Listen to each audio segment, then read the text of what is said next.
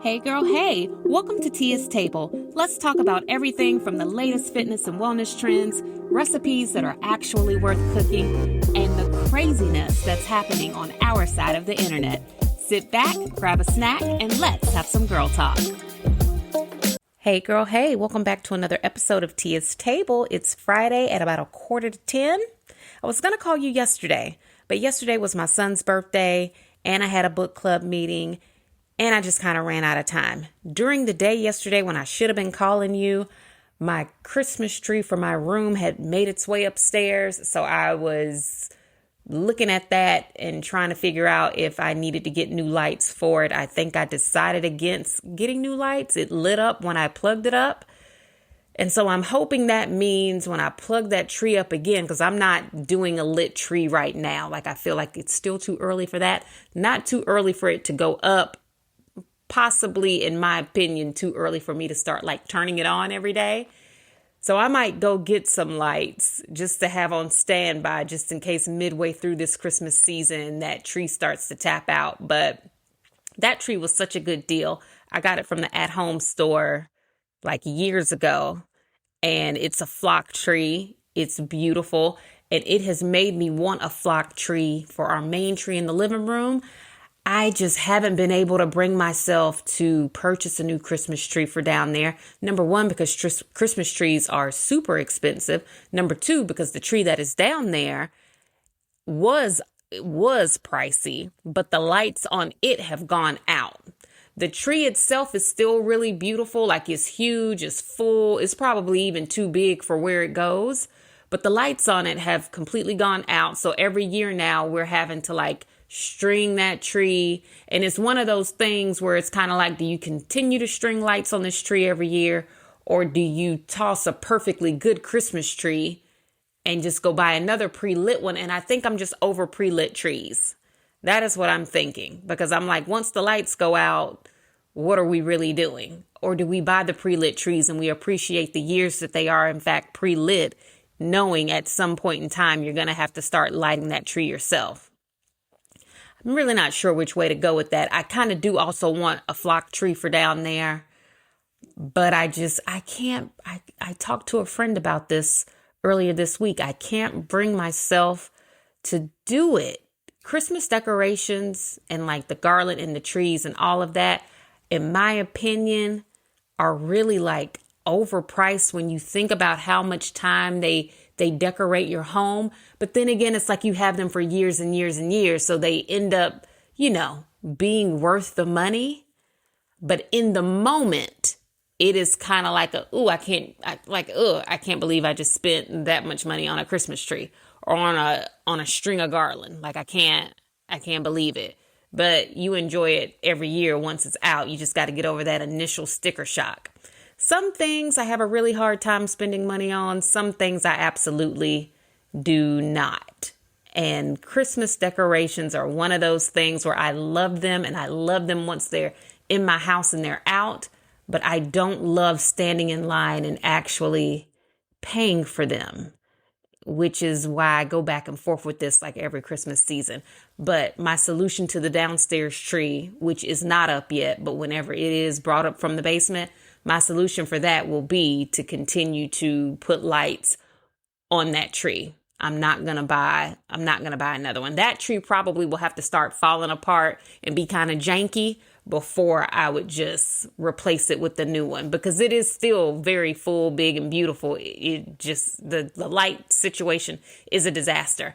And the lights on it are a disaster because the original lights that came on it, the pre-lit ones, are still on there. And the lights that I had to put on there last year when lights started going dead, those are on there too. So it's like this year that tree needs to be stripped. Like I need to get those pre-lit lights off and go ahead and just fully dress it in new lights. And I know somebody will probably message me and be like, oh, you can get that little gadget at Home Depot that tells you which light is out, that you can go change the bulb or do. And I'm like, do people really do that? Are there people out there that really replace those bulbs? I've never known a person to do that. Typically, when a section of lights stops emitting light, I go ahead and buy a new string of lights and I just keep the party moving. So maybe this year will be the year where I say, okay, as I'm watching this tree go up, before I allow him to put that tree together, I will go through it section by section while it is laying on the ground. And I will go ahead and cut those pre-lit lights off. Then he can assemble the naked tree. Or no, I think I need to go ahead and put the new lights on it while it's laying on the floor. Then he can go ahead, assemble the tree, connect those lights, and boom, like we're done with it. I know that was a lot. We haven't even talked about what's on my table yet, which honestly really hasn't been much of anything.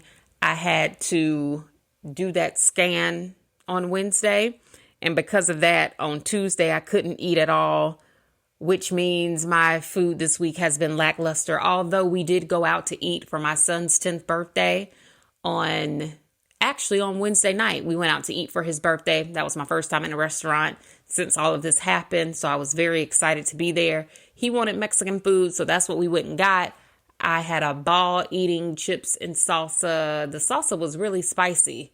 We've been to that restaurant like a million times, but last night or Wednesday night, the salsa was way spicier than I ever remember it being, which I was fine with. I just wasn't expecting it. And I'm really not supposed to be eating spicy, like overly spicy things. So I was thinking about that the whole time I was eating it, but it didn't stop me from eating it. And my scan was over at that point. So I'm like, things will be what they will be. I had guacamole. That was really delicious. And I could tell like someone had just made it. It was so good. Now, typically when I go to a Mexican restaurant, I'm a taco salad girl or an enchiladas verdes girl. Either one. That's my go-to. Really didn't want the enchiladas because I just didn't. I knew I couldn't do the taco salad the way that I would normally do it. And so I decided, let's not get it because you'll just be eating it mad the whole time. Because what is a taco salad without refried beans? I don't even want to know. And since I had already had the spicy salsa, I'm like, we don't need to do spicy salsa and refried beans because I don't know how your colostomy bag is going to respond to that. And it's already nighttime. So let's not do that to ourselves. So I didn't get the taco salad. I actually ended up getting their birria tacos. We go to the same Mexican restaurant all the time. When these kids ask for Mexican food, this is the place that they pick.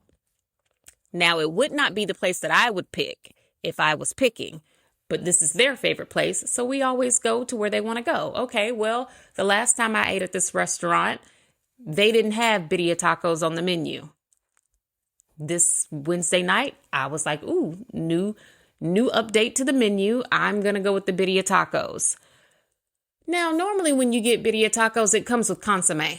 Like it comes with it. This restaurant, for whatever reason, makes you purchase the consomme separately. The consomme is sold separately. And I could not wrap my head around that. So I just assumed I was reading the menu wrong. I was like, no, there's no way. Why would the consomme be listed on the menu separately? And the consomme costs just as much as each individual taco. And so I'm like, what sense does that make? Because if you order the tacos, of course you want the sauce. You typically don't want dry birria tacos. Like that defeats the purpose of ordering them in the first place. So then I asked the server, I'm like, am I reading this wrong? Do the tacos not come with the sauce? And she looked at me like only we could look at each other, us 92%. And she looked at me like, girl, yeah, they are selling the sauce separately. But then she says, but if you get like the full taco dinner, they give you the sauce, right? She was like, so you can just get the dinner. It costs just as much as 3 tacos and the sauce. She was like, and it'll come with more food. Now I'm sitting here thinking, yeah, but I didn't want more food because I know I can't eat more food. But I guess I could always take whatever I don't eat home and somebody else will eat that rice or whatever. So I get the taco dinner. I get the consomme sauce. They literally had the sauce in like a huge bowl on the side, which I also kind of couldn't get with and or understand. I guess they don't want your tortillas to get too soggy. They don't want your taco shell to get soggy. So maybe that's why they put it on the side. But literally anywhere else that I have had these tacos from, the sauce is always on it. It's like a messy eat, and you expect it to be drippy and saucy and delicious, cilantro-y and oniony and cheesy, and just a mess. That's what you expect. They had that huge bowl of consomme sauce on the side, and I was just thinking, well, first of all, people probably don't even need all of this. Like if y'all would just put the sauce on the tacos, we wouldn't need this huge bowl of it on the side, number one. So you're wasting sauce, like you're wasting some of your product back there. But then number two, dipping the taco into it, I get, but it's not the same as y'all just kind of putting it on there. It's not. But maybe because this is an actual restaurant, y'all don't want people to have the messiness of it all.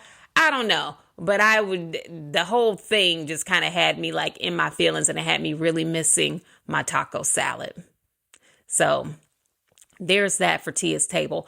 I don't know what's in my food future because I'm trying to still, play the game and play by the rules until I hear back from my doctor, who I low-key might break down and end up calling. I don't know if my anxiety will allow me to wait for her office to call me. I currently don't have a appointment scheduled with her, and I guess we're moving right into the update. I don't currently have a doctor's appointment scheduled with her. I was supposed to get the scan done, and if my memory serves me correctly, she said, we will call you to schedule like your next thing.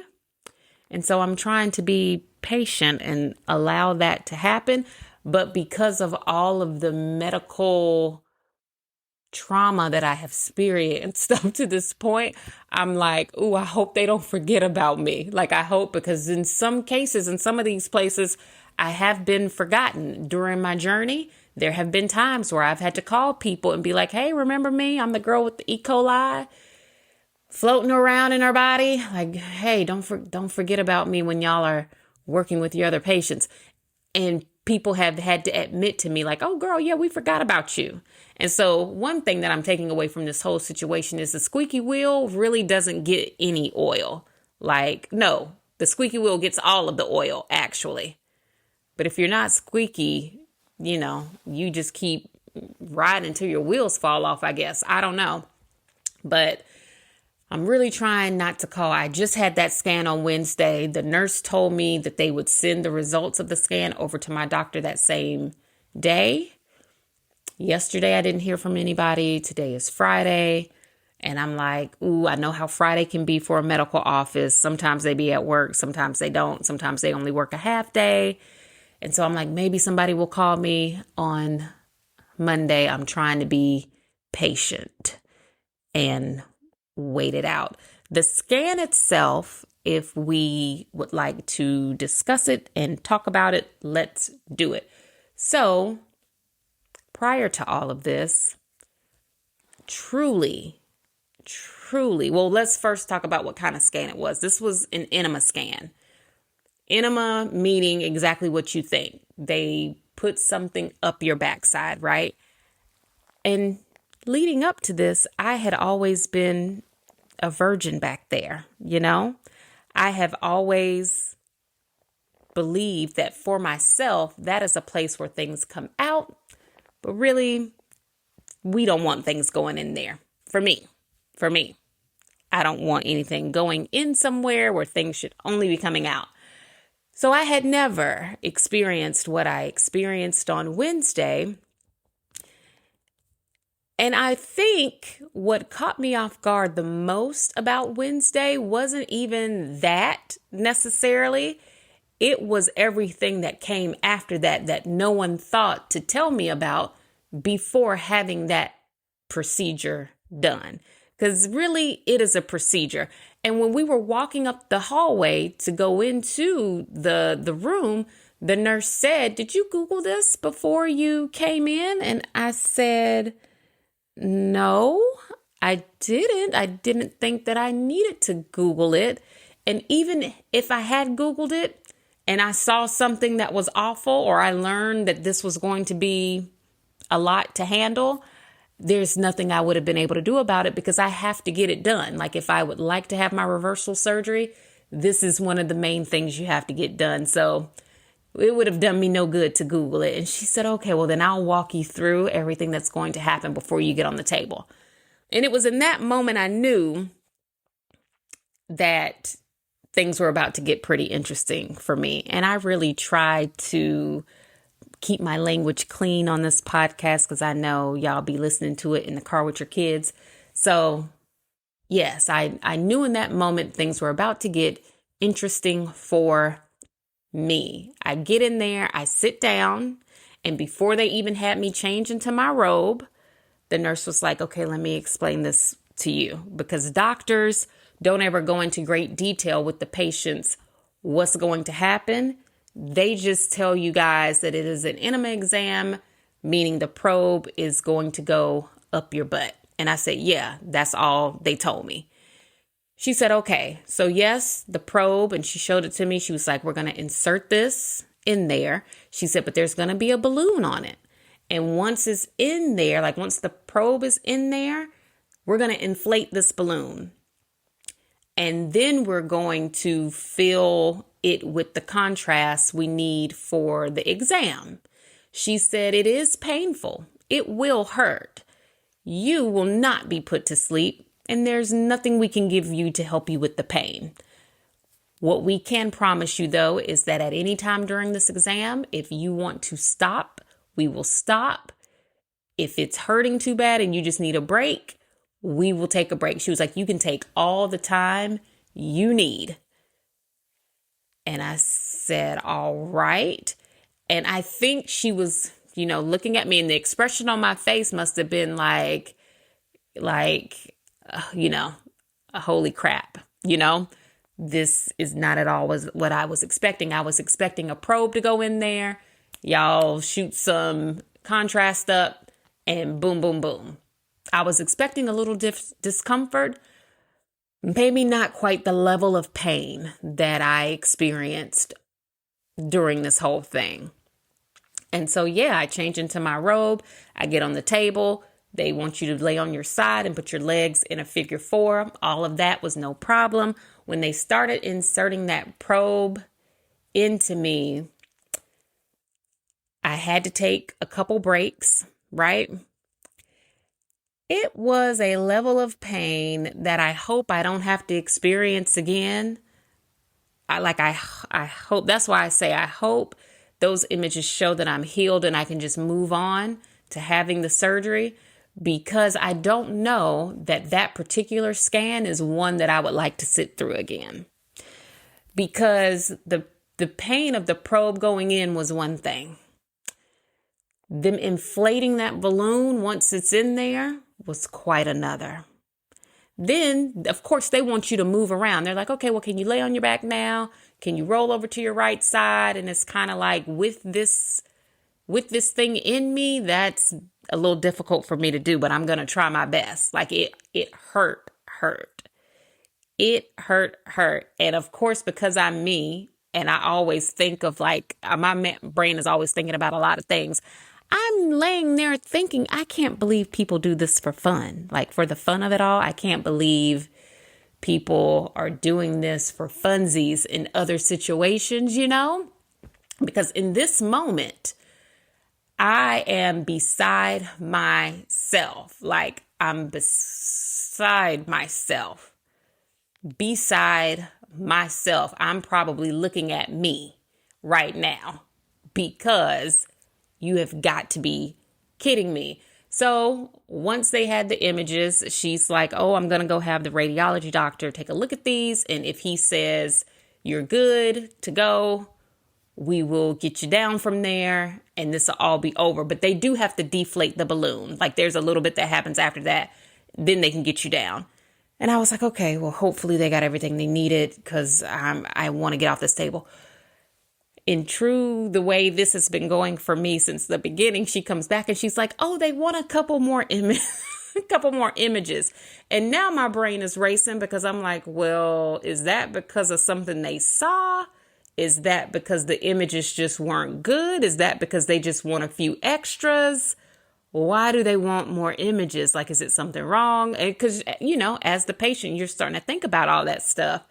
And of course, with them being the radiology team, they don't discuss anything they see up there with you. You have to wait for your doctor to call you. So, they take the additional images. It was super quick, like it wasn't that many or anything like that. And she's like, okay, well, lay on your side and I'm going to come, like deflate the balloon and then remove it. I could feel the balloon deflating. And once I could tell that that it was not filled with fluid anymore, do y'all know I pushed that probe out? Like, I did not wait for her to come remove it. And when she walked over to the table, she was like, oh my gosh, it's already out. And I was thinking, yes, girl, because I have learned with all of this, you free yourself when you can free yourself. Also, before this exam or the scan even started, I had several questions. I was like, okay, well, this is called an enema exam. Should I expect to have an explosive reaction in my bag when this is over? And she was like, no, like you shouldn't. And I really didn't. I really didn't have a bad bag situation when it was over. But I said before it started, I said, well, during the exam, if y'all are shoving this up me from behind and the contrast is going through my large intestine, is that not going to make my bag get full of contrast? And she was like, no, it shouldn't. And now, do you know, during that scan, we had to empty out my bag, I think 3 times because my bag filled up with contrast every time they needed to fill it to get an image. And I was sitting there thinking, like laying on the table thinking, Tia, you really should be in the medical profession. After all of this is done, you really could maybe not be a nurse or a doctor because I don't think that would be my ministry. But I really do think that if there is a job for people who just help explain things to patients or who tells patients what they can expect, some type of liaison between the medical staff and the patient, I feel like that's where somebody like me would be helpful. Number one, I did take a health communications course in college, and I do remember a lot of what I learned in that class, oddly enough, which has helped me a lot during this whole situation. That's number one. I feel like I do have some educational experience that would qualify me for said position. But then number two, I'm one of those people who does just think with my common sense. And because of that, I feel like I would be really helpful with patients, telling them, now, when you go into this appointment, these are the questions you need to ask. Or when you are going into this procedure, these are some of the things you can expect. And my common sense told me that if you shoot a fluid up my butt, and my butt is now connected to this bag, the fluid is going to come out the other side into my bag. And I don't understand why y'all don't know that. I know y'all do this kind of scan all the time because it's routine for what's going on with me. And if that hasn't been happening to other people, like if their bags haven't been getting full of contrast, then why did that happen to me? Like, why did my bag get full of contrast? Like, that's so weird. But those are all the things you think about when you're going through these different things that you've never gone through before. Like, is it me? Is it the situation? Is it the staff? Is it the bag? Is it like, what is it? Am I okay? Am I not? When are these people going to call me?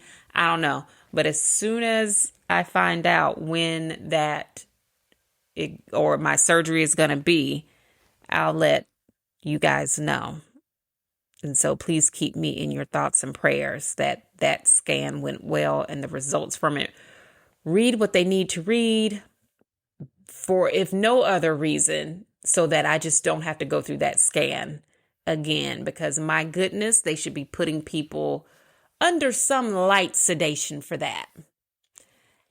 They should be at least giving you whatever that medicine you get in the hospital that like kills nerve pain. Like it might make you a little drowsy, but it doesn't necessarily put you to sleep. But when I mean to tell you it kills all nerve pain, within 2 minutes, you go from being in the worst pain of your life to like not being in any pain at all it's a gift truly when you're in the hospital. I feel like they could give people just a little dose of that so that they don't have any nerve pain. That way they can stick that probe in you, get that scan done, and then you're off to go like with the rest of your day. Because honestly, once the probe and everything is out, now a girl like me, I did have a little bit of soreness because like I said, I have never been stretched that way before. So I did have a little soreness as I went throughout the rest of my day. But by the time I went to bed that night, I was fine. The next day, I was fine. Like I didn't have any issues. But maybe on a different call, we can talk about that from a different angle. And I would just have to put the explicit icon on the episode. Because truly, how, and y'all know what I mean. Like how, and then how, and how is it fun? And how is it pleasurable? Like I have so many questions. Something tells me it's all in the prep for it, like how people prepare. I know probably has a lot to do with it based on things that I have read and seen on TV and the internet. I know that's it, but still I'm like, maybe there's a training period where, and then eventually you get to a place where it's just good to go. I don't know. I just know that, my goodness, I kind of don't want to have to do that again. So let's keep me prayed up so that I can keep moving on to like the next stage of this whole thing. Really funny, really quick. I wanted to share that the other day, my husband was in the grocery store with my children, and a lady that works in there recognized my kids. And I guess she must have asked my husband, like, I haven't seen your wife in here in like a minute. And she was normally a regular over here at this Kroger. And so then he ends up telling her about everything, not the long form, but like a short little summary. And do y'all know that lady sent me a rose and a balloon?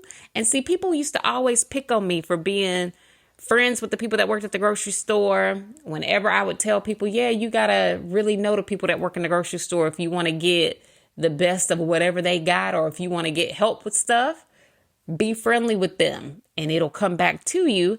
When he came home and he had that get well balloon and that single white rose, and he told me who it was from, I was like, oh my gosh, yes, that's my girl. And now that I'm moving around and doing some things, I said, maybe I'll drop into Kroger and say hello, But I just thought that was so sweet and so funny. Speaking of going to the grocery store, let's talk about this upcoming holiday season. I read online that people are going to do Thanksgiving a lot differently this year, as they should, because for a lot of people, will they even be able to go shopping for groceries for Thanksgiving? Like, that's a huge thing. So I think a lot of people are either combining families more than ever before, or they're just opting out of all of it to begin with. And I find this to be interesting because last year we had a us only Thanksgiving, not on purpose. It just happened that didn't nobody come here, and that was fine. So it was just my family of 5. And so I said, oh, since it's just us 5, I'm not cooking all that stuff. I'm going to only cook the things that people say are their absolute must-haves and favorites so that I can reduce my time in the kitchen and save a little money. Now that I've seen that this is like trending online, I felt like, number one, am I a trendsetter? I don't know. Just in my mind, I think I might be. But then also, yes, I feel like everybody should be doing this, especially in today's economy. I feel like there is no shame in not having like the full spread to do. If you really only make the things that your family actually loves or feels like they have to have, your holiday cooking would be so less stressful. Like, you could actually enjoy the holiday and have time to like sit and watch movies or do whatever it is you actually want to be doing if we didn't pressure ourselves to have like a table full of sides and like a table full of meats and like all of the things. unless your family is doing like a family potluck style thing where everybody brings something. That's the only way I would do that. In this world that we're living in right now. But if it's a situation where everybody goes to like grandma's house and grandma does all that buying, prepping, and cooking, no, I would shut that down so quick, number one. But number two, I would literally limit my menu to the things that I feel like, yeah, this is all y'all eat anyway. Because there probably is so much food waste after Thanksgiving, especially now that people claim they don't eat leftovers like that. All year long, people eat leftovers, or maybe they don't. I don't know. But certainly at Thanksgiving, people claim to be above it. Like they claim like, oh, I ate all that stuff on Thursday. I'm not eating it no more on Friday. And it's kind of like, really? Really? So let me tell y'all what we're having for Thanksgiving dinner. And this is me assuming no one's going to be here. It's just going to be me and my husband and my 3 kids.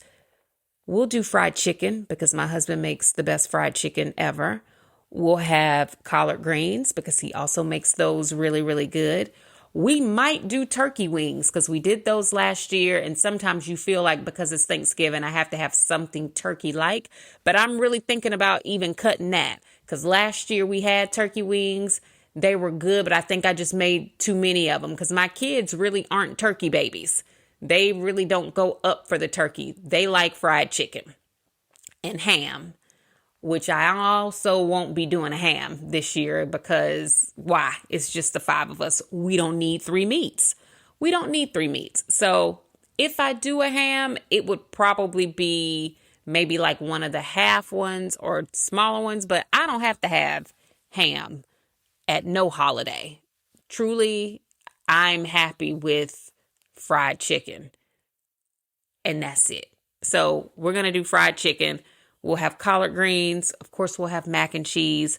I'll make a small dressing. So like we're not doing 9x13 pans. I will do a small dressing. I will make a dessert, some type of cake, which can be made days before. We'll do some type of cake.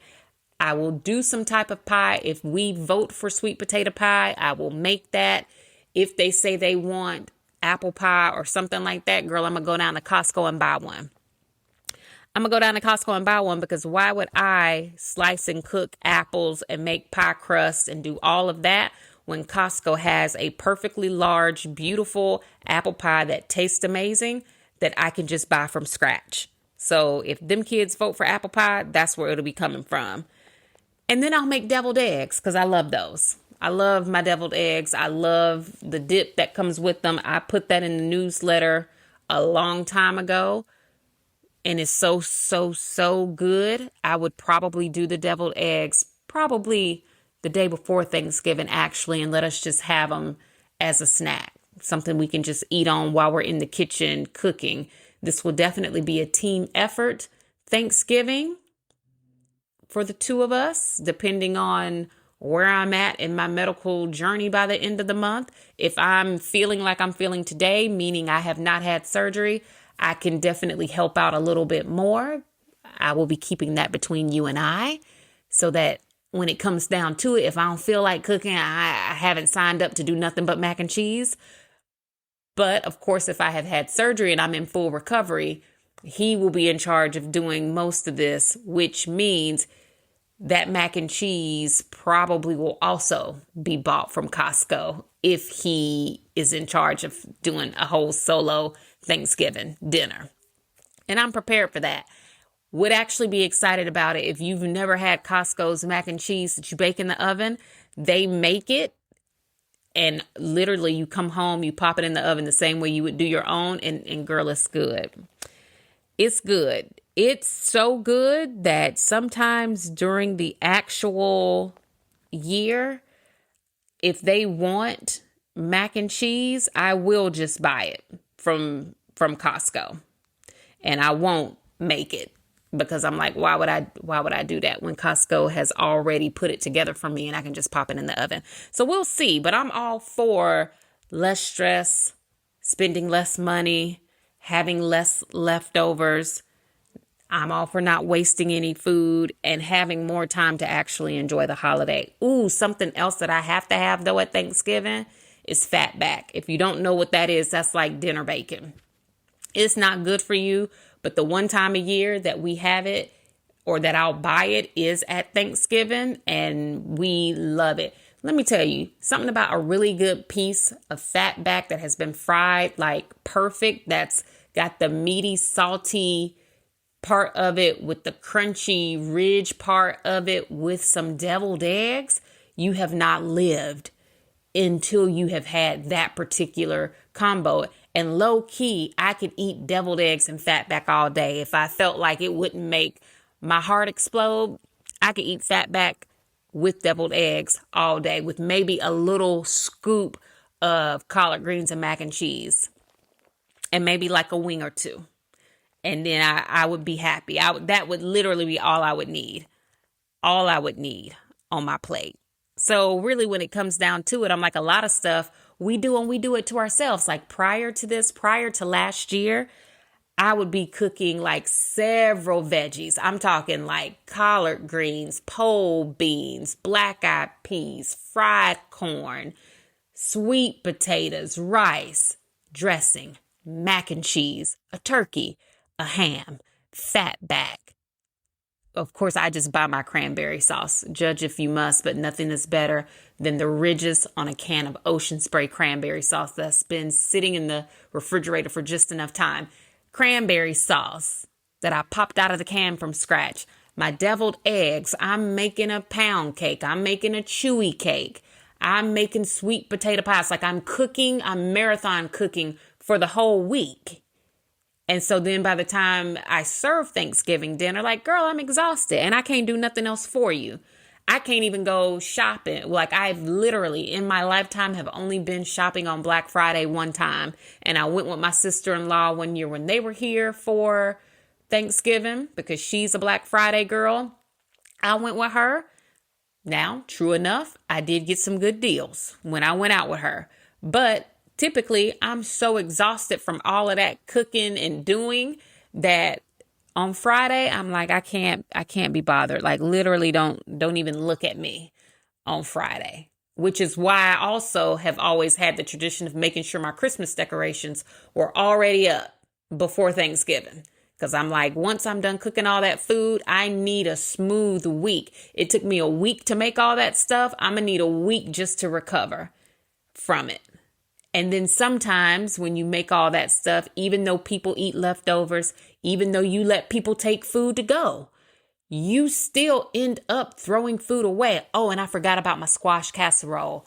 That is one of my favorite things. But since I'm the only person in my family that loves and eats squash casserole the way that I do, like that's something that I'm just like, ooh, I don't need it. Like I don't need to make it if I'm the only one. You know what I'm saying? Because you just end up throwing that stuff away.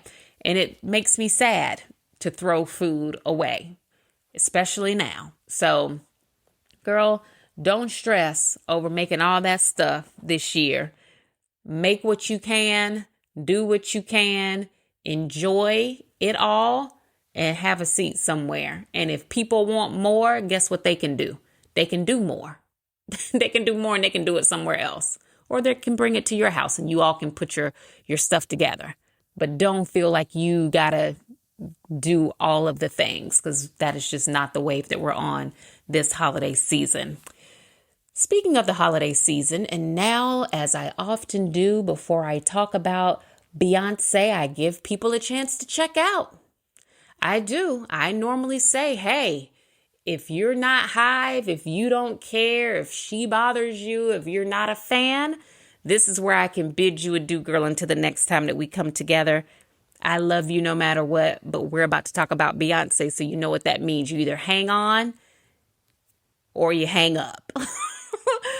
Beyoncé texted us on Wednesday morning, and it was one of the first things I saw once I got my phone back after that scam. And I was like, what is she texting me about on this Wednesday morning? And it was a holiday collection.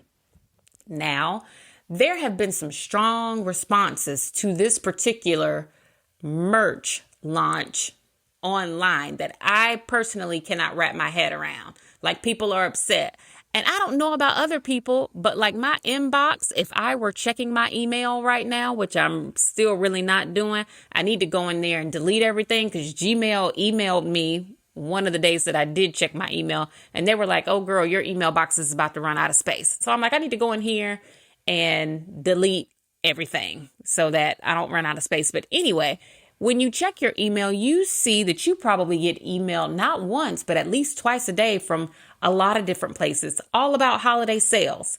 Nordstrom, Fenty, you name it, they are emailing you all about sales and things that you can buy this holiday season. But for whatever reason, people got mad at her for having a holiday collection.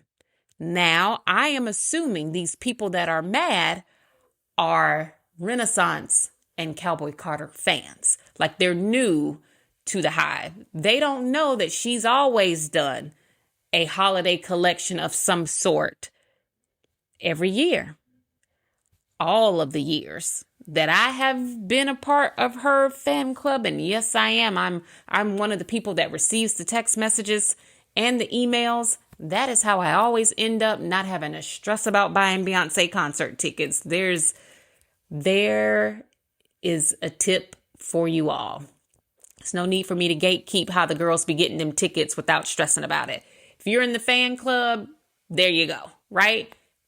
Which you don't get no discounts in the fan club. Like, we not getting free stuff. There's no promo codes. Beyoncé don't play that, but she will email you and be like, hey girl, these tickets are about to go on sale. Make sure you sign up to get that particular code so you can access that sale, but we not giving nothing off. I think Sacred does have different promos that they run through Ulta, but in general, the sale that we're talking about today is full price or you don't get nothing, right? Okay. So, but people were so mad about that. And I think there's a mix of things happening here. Number one, some people are new, so they don't know that she always has a holiday sale.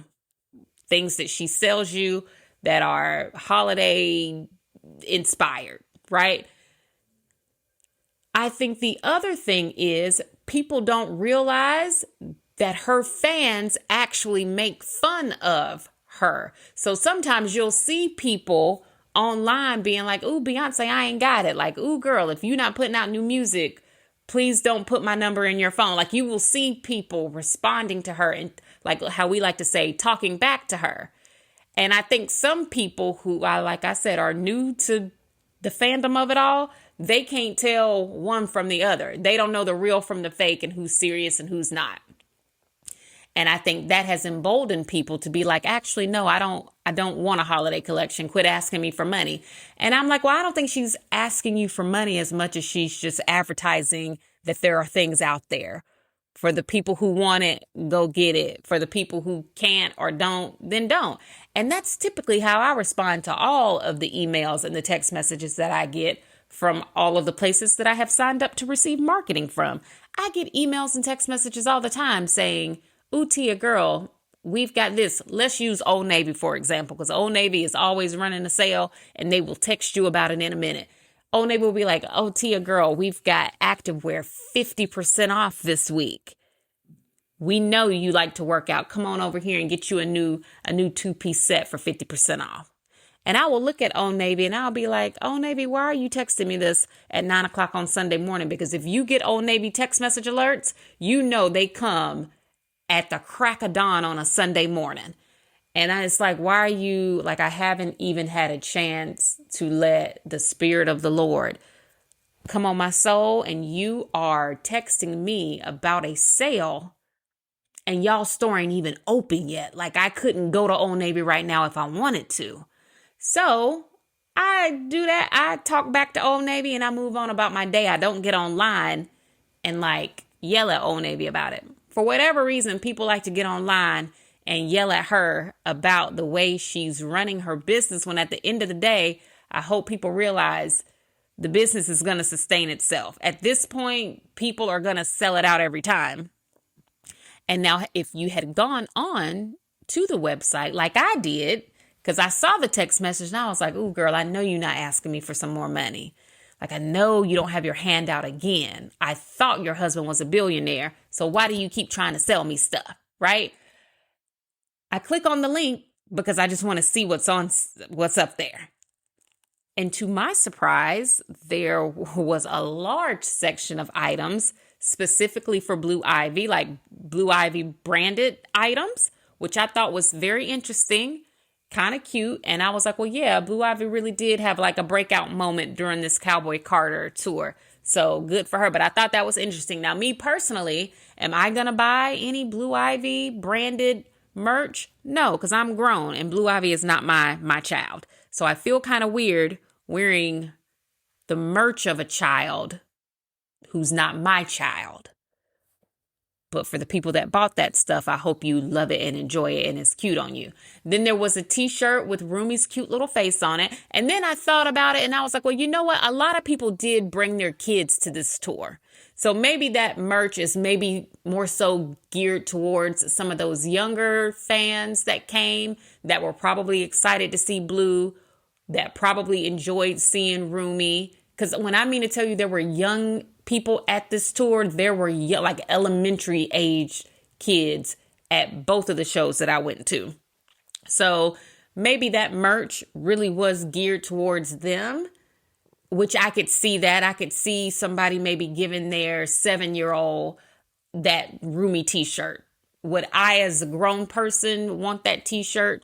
No, because while I think Rumi is adorable, I don't think I need to be walking around with her on my t-shirt. I'll stick to wearing the things that her mother puts out with her on them. Speaking of which, there were lots of those items to pick from. There was a really cute gold coffee mug that I really almost thought about getting, but then I was like, no, Tia, because you would only use that mug in November and December because it's very Christmassy. And the mug is $45. And I said, I don't think so, Beyoncé. I don't think so. And I feel like people forget that too. Like you can be a fan and love her down and still say no. And it's fine. Like she don't care either way. Neither should you. Like I tell myself, like, ooh, girl, no. There were some sweatpants that didn't really move me, but online, those were all the rage. People were very excited about the sweatpants. Of course, there were several hoodies. There were several t-shirts, all very cute. Didn't move me necessarily because while I do like shopping for things, I am also a minimalist. I have talked about this before. And if I feel like I have too much of something, I have no problem telling myself no. And like right now, I feel like I got enough t-shirts with Beyonce's face on them. I don't need another one. Love her down. I don't need another one. There was a thong set on the website. It came with, I want to say, was it maybe 4 different thongs, maybe 5? I remember one thong being like the bang symbol.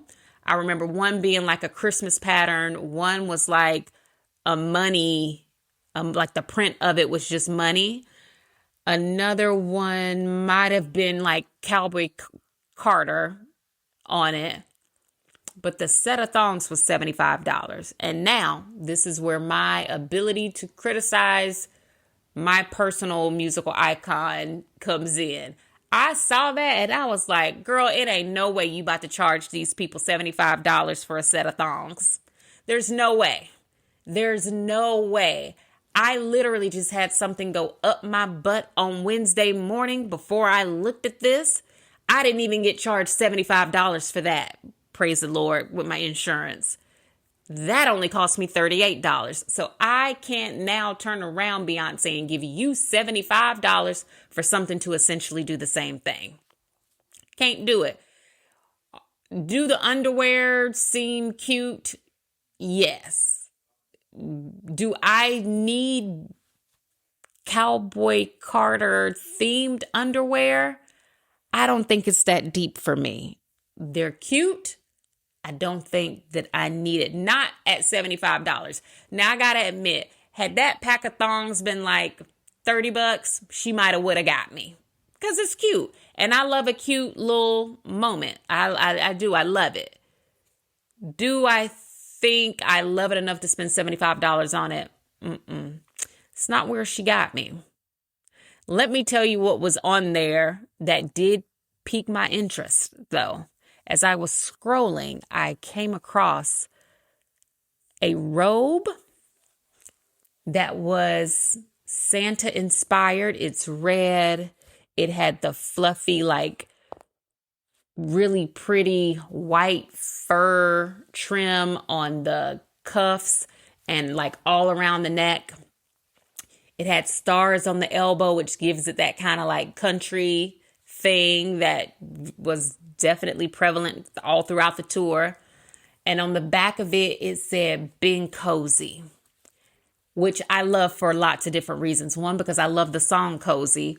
Two, because yes, I feel like during the holiday season, I am very much so in a let me be cozy spirit. It's my goal every holiday season. Most holiday seasons, I do not achieve it. I have yet to have what I consider to be a really good holiday season where it's a nice mix of Christmas activities and all of the holiday things, and also a lot of downtime where I'm able to just watch as many holiday movies as I possibly can. And that's really all I be wanting to do this time of year, is have a clean house and then sit inside it with my Christmas tree turned on, and I want to watch my holiday movies. And that's it. That's all I want to do. So when I saw that robe, I said, oh, that could really be something for me, because I love a costume. I love an outfit. I love Christmas pajamas. This is where she was speaking my personal love language. I literally have a whole container of Christmas pajamas, ugly Christmas sweaters, Christmas cardigans, like things that I just wear. I literally wear these things as my outfits during the Christmas season. I have Christmas earrings. Like I have like the little black Santa earrings. I got it. Like when I decide to flip the switch to Christmas, I am full to do Christmas coming at you. Yeah, we're here. I'm fresh new Christmas talent. If you understand that reference, you are my person.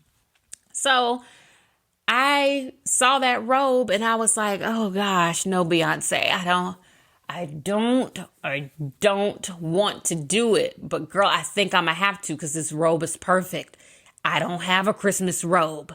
I got everything else Christmas, but girl, I don't have a Christmas robe, and I know this one is going to be nice, because I see how that white fur is just trimming all of my Christmas spirit. I see it. I see it for me. I see how I would be sashaying around this house in all of my Christmas glory, being cozy with a cup of coffee or a cup of tea, right? Not in a mug from your website, girl, but I have plenty of Christmas mugs and Christmas cups that I can use that would just go so well with this robe. I have plenty of Christmas PJs that I could wear underneath this robe and still be comfortable. I saw that robe and I said, well, this lady on this horse knows what she's doing. She knows what she's doing, and it may have been because I just had a rough morning and I felt like I needed to treat myself to something, because that's how we do. Like, oh my gosh, I just experienced something that really just shook me in a way that I wasn't expecting. Now I need to treat myself with something. And I definitely did treat myself to some Chinese food after that exam was over. Well, after the scam was over. I keep calling it an exam. Once that scam was over, I definitely treated myself to some Chinese food. I got rice noodles, house special rice noodles, and they were so good. And I get a bag of fried noodles and I sprinkle them across the top of my rice noodles. And it is like so yummy and crunchy, and it just really does all of the things that I needed to do as a food experience. However, I also felt like maybe I do deserve something nice for all that I have been through, because up until this point, I had yet to do that. I had yet to treat myself to something to just lighten the load of all of this. Now, the robe was a pre-order item. So I won't get this robe until December 12th or somewhere about. But I would like to believe whenever it comes in the mail, it's going to be on time. So she got me. She got me for the robe, and I'm very excited about it. I also feel like if you are in the Hive, we probably will get a single sometime between Christmas and Black History Month. Sometime between now and February, we will probably get a single. If you have been paying attention and if you looked at the merchandise on her website, then you also paid attention to the font that she's using for all of her Slayance, right? Which is the rock and roll type font. So we know at this point, whatever's coming down the pipeline, it's going to be rock inspired. We don't know necessarily how yet, but we can tell that's the way that it is leaning. And we are all very excited about it. So you can be mad if you want to that she put out something that's for sale. But I'm like, the girl has been selling stuff her whole life. You can go buy them hair care products every single day of the week if you want to. She's constantly selling something. I think people just feel as if, why are you reminding us that you can always buy something? And to that, I say that is no different than literally anybody else that has access to you as a marketing consumer. Between now and the end of the year, baby, they're going to keep sending you stuff. People are going to want you to buy things. She is no different. And I know that I am biased in that, but I also know that I'm grown up enough to know when to say no. So I know when to say no. I know when to say, girl, love you down. See you at the next tour, but you won't be getting no more merch money out of me. And that's where I'm at now. So now that I have purchased that robe, I'm like, Beyoncé, if you put out anything else between now and Act 3, it won't be for me. It won't be for me. I won't be giving you any money for that. But girl, when you release them tickets for Act 3, I'm there. I'm in there like swimwear. And you already know that. And I can't wait. I live. Very excited. I have actually already started thinking of outfits to wear to the Act 3 concert because we got to end it on a high note. And I'm very excited about the rock era. I feel like there are so many different ways you can go with that. And I'm geeked about it. So, do with marketing text messages what you will. And if you don't want to receive them, you can always respond stop to any merchant that is sending you text messages. Really excited about my Christmas robe. Let's talk about TV. First and foremost, let's discuss Tyler Perry's new Christmas movie called Finding Joy. It is currently on Amazon Prime. I wanted to start with Tyler Perry because in the past, we have talked about him when things weren't so great. And I feel like it's only right to also talk about things when they're right, when they're good. If you're going to do one, you've got to do the other. Finding Joy is a movie starring Shannon Thornton. She is Mississippi on P Valley. Very beautiful girl, quite stunning, looks amazing on camera. And I feel like this is her jam. This whole thing, we like her on P Valley too, but this right here, if she continues to make cute little holiday movies, I won't be mad at it. Tyler Perry, if he continues to make cute little holiday movies, he will actually gain a new fan in me. I personally have never, after Diary of a Mad Black Woman, of course, because everybody liked that movie. Everybody likes The Family That Prays with Alfre Woodard. We all like that one and acknowledge that it is one of his better films. People like Why Did I Get Married? Because of the great actors in that movie. I think it carried his writing and his work. But everything that kind of slips through the cracks in between those really good moments, not so great. They end up either being just really bad movies or they're so traumatic to watch that you don't ever watch them again. They're not repeat movies.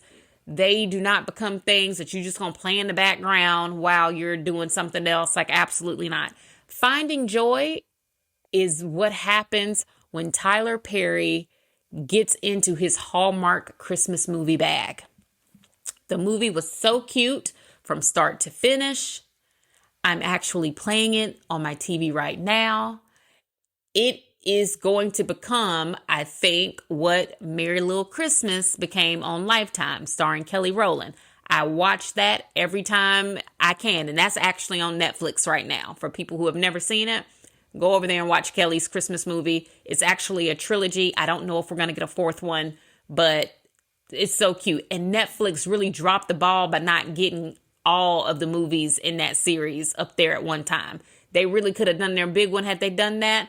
But you got to take what you can get. You get what you get, and you can't throw a fit. And right now you can see Merry Little Christmas starring Kelly Rowland on Netflix. But back to Tyler Perry over on Amazon Prime. The movie is good. It starts out with Joy thinking that she's dating this guy. And so he invites her to go home with him for the holidays. And she's thinking like, oh my gosh, I'm about to meet his family. He's going to propose, because he tells her, once we get with my family, I have a very big question to ask you. So this girl is really thinking like, oh my gosh, I'm about to be a fiance during the holidays, right? She gets to Colorado and things just don't go the way that she thought they would. And I don't want to tell the whole movie, but that is where it starts to like get really interesting and fun. And in true Tyler Perry fashion, there is one scene where you think it's over for Joy, and then it cuts to a new scene and you realize it's kind of not. And that is the Tyler Perry of it. Tyler is not going to show you how people end up on boats or how they escape crazy situations. He's never going to show you how they actually make those environment changes happen.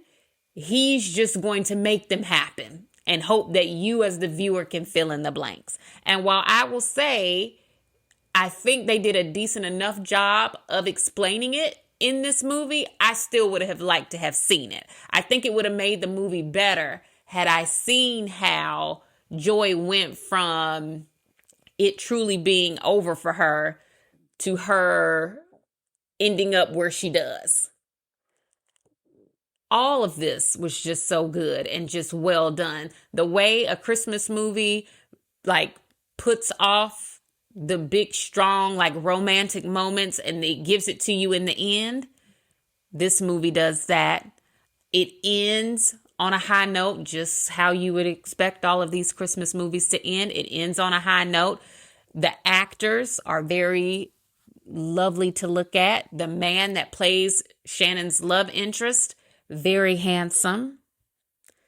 I'm trying to think of what about it. Oh, the only thing that I didn't like about this movie, and this is a very small thing, one of her friends in this movie just got on my nerves. Like, she got on my nerves, but I guess maybe in real life people have friends like that.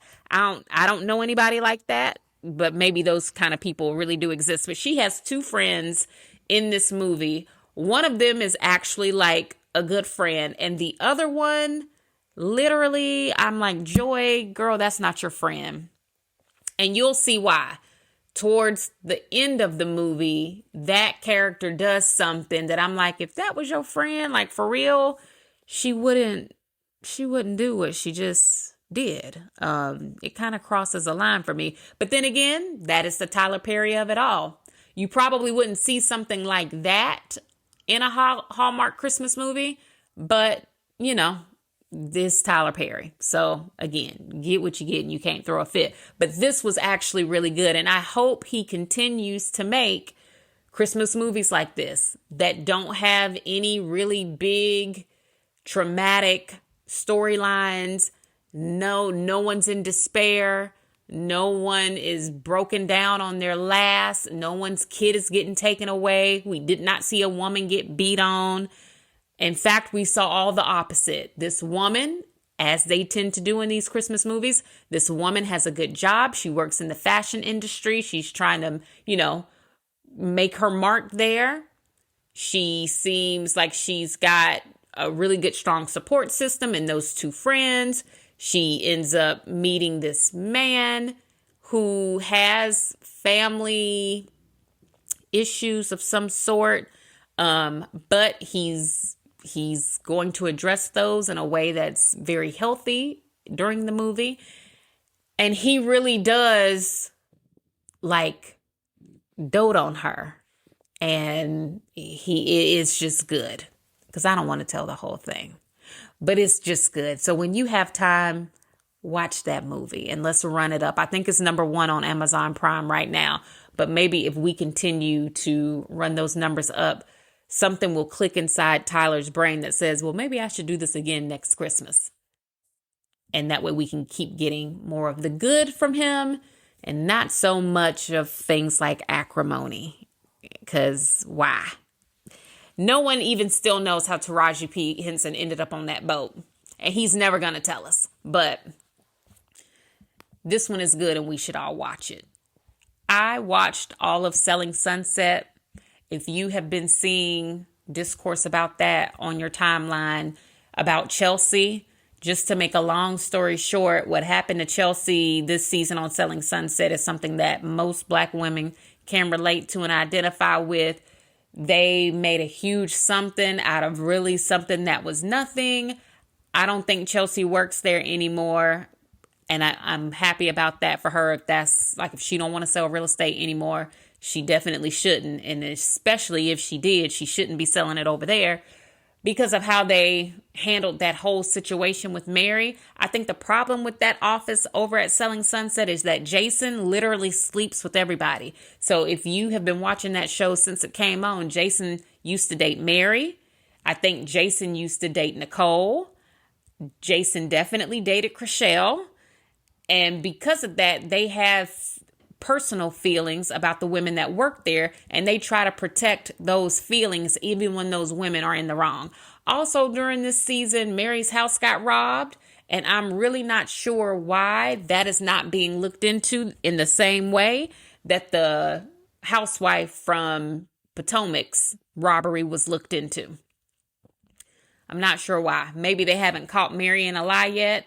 But based on the footage that they showed from the robbery, based on the fact that Mary said the people knew where the key to her safe was, and she didn't even know where the key to her safe was, apparently, but the robbers did, and they were able to clean out her safe. I'm just like, girl, that's an inside job. So I don't know if that's something the FBI needs to look into for you, like they did our good sis Wendy over in Potomac. I don't know if that's a job for them. I don't know if that's a job for you, and you need to kind of question your very much so quiet, somewhat opportunistic, seemingly anyway, husband. I don't know, but if that was me in my house, somebody would be under investigation, and I don't know who it needs to be, but it would be somebody, because seems a little shaky, seems a little shady. I probably will not be watching no more seasons of Selling Sunset now that Chelsea is gone, because I just don't like any of the other characters enough. I don't like Bree's character. Bree is one of Nick Cannon's baby mamas, for people who don't know. She tries to do the whole tough girl persona. Bree definitely, people online say she tries to cosplay as a Black woman, and I guess maybe that's what she does as far as like her style and stuff. But I think where Bree loses me personally, it's one thing for you to quote unquote dress up like a Black girl. It's quite another thing for you to think that in order for you to carry out that character that you're playing in your mind, that you also have to have a nasty attitude. Because just because you're a Black woman, it don't mean you are just this rude, entitled, nasty person. Them two things really don't go together the way people think that they do. But you would only know that if, #1, you were actually a Black woman. And then #2, if you had spent any considerable amount of time with Black people in general, you would know that just because you put on a 30-inch bust-down wig and you change some of the features on your face and your body, that you don't also have to adopt a stereotypical personality to go along with your costume. You don't. She gets on my nerves. So, and she always throws around her relationship with Nick Cannon. And I'm like, see, boo, that's where y'all be getting it wrong. Y'all that like to pretend like you're a black girl, that's where you get it wrong. Because I ain't never in my life heard no black woman, and I know a whole lot of them. I ain't never in my life heard one black woman say nothing about wanting to get with no Nick Cannon. Nothing. And so, see, and that's how we know you're not really a black girl behind the tan and the makeup and the wigs and the fake personality. We know you're not really one of us because, girl, we truly have never even considered that as an option for anything maybe other than a fun date, like a fun experience. But I don't know one person that was like, oh, yeah, let me have a baby with Nick Cannon and be tied to that for the rest of my life. And let's just say that maybe we were first, right? Because our good sis Mariah Carey, she did look at him and say that at one point. But I feel like that was before Nick Cannon kind of took a turn, right? So she was married to him. So number one, she was actually married to him. Number two, she was first, which people don't like to say it, but that does kind of give you a little bit of leverage and a leg up on all of this. You get to kind of escape the grossness of him now when you were first and you knew when to check out. And see, and that's how we know that Mariah is a sister from another mister, because when stuff started getting strange, Mariah Carey looked at herself in the mirror and she said, I am the Mariah Carey. I am Mimi. I am the elusive Chanteuse. I don't have to deal with none of this. Like, you got me real messed up so you can go. And it is when she kicked him out that he started building his little village of babies scattered all here, there, and everywhere with people like you who couldn't really recognize he was a real F-boy, right? So you had a baby with him and you like to remind people of that all the time, like it's something to be proud of. And it's like, girl, that ain't nothing to be proud of, because he's got a baby with you and he's got a baby with about 11 other people. So which means you're not special. We love all babies. All babies are special in the eyes of the Lord. So this is not about your kid. This is about you dangling that in front of everybody. Like, oh, Nick bought me a Birkin, or, oh, we went to a pumpkin patch, or, oh, whatever. We've been together 10 years. And it's like, yeah, he's been with you and all these other people for 10 years. Y'all probably got matching Birkins. And then what about the families, or what about the women whose children didn't even get to go have a pumpkin patch moment with their daddy because he was with you? What about that? What about that? I mean, I don't know. She gets on my nerves to the point where I'm like, I can't even do it. Like, I can't do that. I can't sit here and watch Mary whine and cry and really weaponize her tears for another season. The rest of everybody else that's on that show isn't even a big enough personality to draw viewers in. Amanza, who is Mary's best friend. Amanza is a black woman who disappointed me a whole lot during this season. I don't think I recall her ever sticking up for Chelsea in like a loud, very obvious way when they would be at these group dinners. I never saw that. Like, her get behind her good sis and be like, what y'all are not about to do is paint her into something she's not. Never saw her do that. And what I did see Amanda do is kind of downplay and dim her light for one of those little bald twins. Amanda was wearing a grill this season, like a silver grill, which you don't really see many people doing silver, but she had a silver grill and I thought it was cute. When I first saw it, I was like, okay, yeah, Amanda, your grill is kind of tea. Like, it's real cute on you. She goes to the office and she's talking, she's smiling, whatever. Somebody says something to her about it and she downplays it and calls it like a ghetto thing. She was like, oh yeah, it looks better when I'm dressed up, but when I'm not dressed up, it just looks like a ghetto tooth or something like that. And I was like, well, so see, that lets me know you not really even it's too much.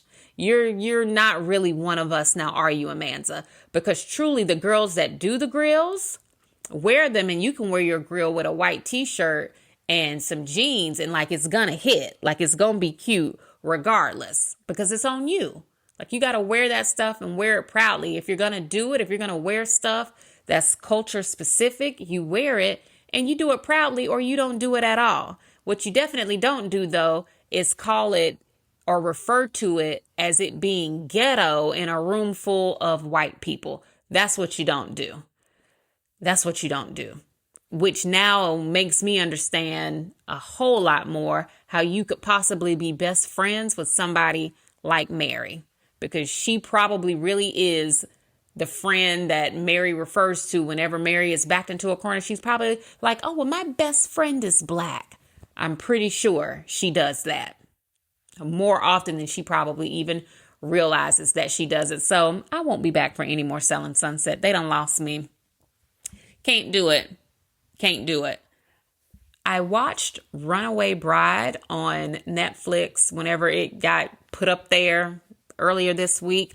I am really in a very nostalgic place where I am loving watching all of like the old movies from the 90s. Is something very good about the storytelling, the cinematography. Those movies really hit way different than anything we're watching now. And I don't know if that's the actors, if it's the directing, if it's just the fact that maybe they do kind of pull on your heartstrings because it's movies you grew up watching. I don't know. But Richard Gere and Julia Roberts have never made a movie that I feel like didn't really hit. Like that little dynamic duo is something else. If they made a movie right now, I bet you it would be good. If you haven't seen Runaway Bride, go on up there on Netflix and watch it. It's good. Now, something that I do want to watch. Hold on, let me get the right name of it. It is on the Peacock app. And I saw an ad for it, but I didn't write the name of it down. Well, Bel-Air is coming back to Peacock. That's number one. But there's a new show with that girl from Succession on it. Hold on, because I want to give the name of it. What is the name of that show? Bear with me. Maybe I can look it up on Threads. Well, one show that I know I'm not going to watch is the new show on Hulu, All's Fair. I wanted to wait until people saw it and they reviewed it and kind of gave me an idea of how much Kim Kardashian I could expect to see before I watched it. And people said that the show is like, it revolves around her. It's mostly her with everybody else as like a supporting cast, and something that I just cannot see, something that I cannot make my brain accept is the fact that these Sarah Paulson, Glenn Close, Niecy Nash, all of these people would be on a show with her and not be the main characters, and that she wouldn't be in a supportive role. And because of that, I said I can't do it. Not only that, but the reviews just haven't been good. Like if you go on Rotten Tomatoes, the reviews have been awful. I saw a clip or a photo that someone shared. One of her outfits is literally like a thong business suit. And to me, I'm just like, it's too much. Like, let's wrap it up. I think that's probably going to be a one season hit and quit. Okay, the show on Peacock that I'm going to watch is called All Her Fault. It's starring Dakota Fanning, the girl from Succession, the sister with the red hair, whose government name I don't know. And I apologize for that, but y'all know who I'm talking about. Her, she's a great actress. And then Jay Ellis, who you might remember as Lawrence from Insecure. He's in this. It's an 8-episode kind of like who did it type of thing. I feel like we all need to watch it and then come back here and discuss our thoughts. But it looks good. Like the trailer for it looks great. And so far, I have been seeing really good reviews about this. And it just came out this week. So I know that many people probably haven't had a chance to see it. But what I've been reading about it so far, it seems like it's something that's right up our alley. I have not yet had a chance to watch the newest episodes of Reasonable Doubt, but the show has already been picked up for a 4th season, which means we will get to see more of Jax, hopefully less of Lewis. We'll probably get to see more of Lori Harvey's character, Chelsea, who I think we have a good chance of seeing more of her because she shared that the season got picked up over in her Instagram story. She shared like a Reasonable Doubt thing. So I think Lori Harvey must be in the upcoming season. And Morris Chestnut liked the post. So I hope his character is coming back. Now, he seems like he's just a supportive actor. So when his friends or his previous projects get promoted, I notice he's all in the comments and all in the likes, but I hope they bring him back. We need that. I'm sorry. We need it. Like I said last call, that show needs to become more about Jax with the case being the subplot and not necessarily the cases being the main story. And people on Threads have been pointing out that if you've been watching that show since it first came out, that the show was always about the case. And that's true. The show has always had a case that we would follow from beginning to end. That part is true.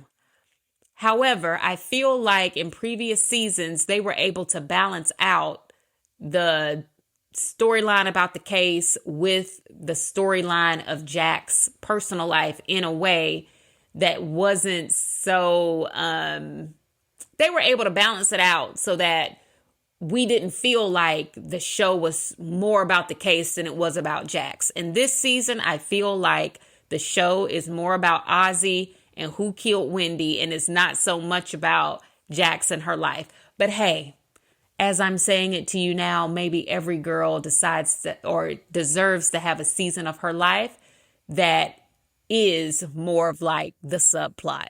Maybe it's okay for her to have a time in her life where things are not so topsy-turvy and like crazy. So I'm going to sit with that. Jax deserves. God knows she does, because her husband last year did just have a baby with somebody else, and then the baby ended up dying, and then the woman ended up trying to sue them. So maybe she did deserve to have a year where things just weren't so hectic, although they did end up giving her mama cancer this year, which is a lot, but it looks like the mama is going to pull through. So again, I guess so. We all deserve a season of rest. I not that I suppose, but I know. But I feel like in a fictional world, give me Morris Chestnut with you on an office in the law firm, like on a desk in the law firm. That's what I need. I need for him to press you up against a glass wall and let me sit here on my couch and eat my snacks. That's really what I tune in to Reasonable Doubt for. So when I don't get that, I'm like, what are we here for? Surely not a whodunit. If I wanted to see a whodunit, I would tune into All Her Fault on Peacock. Because that is a true, real whodunit. Anyway, next month for book club, we are reading Ain't Nobody's Business. Let me give y'all the real name of the book. Ain't Nobody's Business If I Do by Valerie Wilson Wesley. Valerie Wesley. I don't know. My library has that on the app. Kind of weird. But if you Google any of that, I'm sure the book will come up. That is our last book for the year. Can't believe I made it all year with book club, and I actually read the books. Last month, I did the book on Audible. It was like a fantasy sci-fi book, and I'll never do that again. From here on out, if it's a fiction, I need to go find a physical copy or just buy the physical copy and read it. Because last night at the meeting, everybody gave that book like a 4-star rating or higher. And here I was with my little 2.5. And I'm sure that's because listening to it on Audible, I just didn't get into the story. Like the story never grabbed me. If anything, it kind of got on my nerves a little bit. And of course, when things get on your nerves, you can tend to just kind of shut down.